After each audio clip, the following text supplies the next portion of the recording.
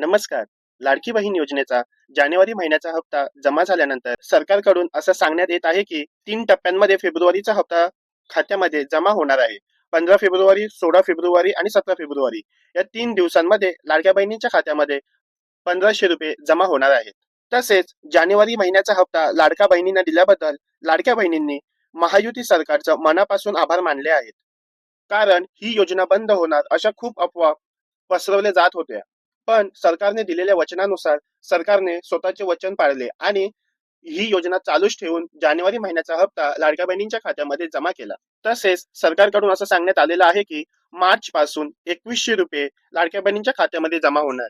मार्च मध्ये सरकारचं बजेट सादर केलं जातं. त्या बजेटमध्ये विशेष अशी तरतूद करून लाडक्या बहिणींना 2100 रुपये येणार आणि मार्चच्या पुढील सर्व महिन्याचे हप्ता हा 2100 रुपये असणार आहे.